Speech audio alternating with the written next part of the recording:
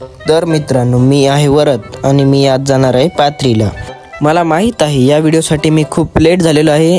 मला सर्वांना माफ करा आणि इथून पुढे सर्व व्हिडिओ डेली पाहत राहा. आज आपल्याला पाथरीचे जायचे कारण म्हणजे आपल्या गाडीची सर्व्हिसिंग. म्हणजेच 1200 किलोमीटर आपली गाडी चाललेली होती, त्या कारणे आपण आज आपल्या गाडीची करणार सर्व्हिसिंग. तर अश्विनला घेतलं सोबत आणि आपण लगेच निघालो पाथरीला. गाडी फुल स्पीडमध्ये चालत असताना आम्हाला काहीतरी आवाज आला, म्हणजेच काहीतरी वाजण्याचा. मग खाली वाकून बघितलं तर गाडीत एक स्क्रू होता. आपल्याला सर्व्हिसिंग करता करता तो गाडीचा स्क्रू बी काढायचा आहे. पण इलेक्ट्रिक गाड्यांची सर्व्हिसिंग कशी करतात हे तर आपल्याला कधी बघितलेले पण नाही आणि आपल्याला माहीत पण नाही. त्यासाठी आपण खूप उत्सुक आहोत की इलेक्ट्रिक गाड्याची सर्व्हिसिंग कशी करतात.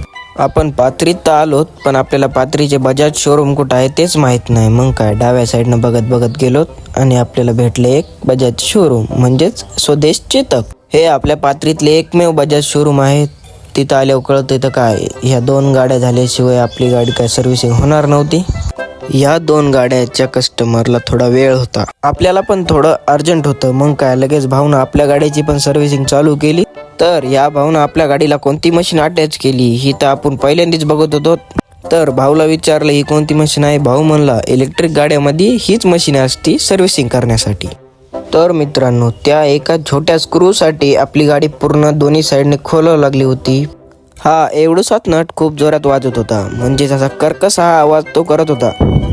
आपली गाडी दोन्ही साईडनं खोललेली होती. मग भाऊ डबल एकदा गाडी दोन्हीकडून पॅक करत आहेत आणि आपण लगेच निघालो मानवतला. चला तर भेटूया पुढच्या ब्लॉगमध्ये आणि असाच सपोर्ट राहू द्या.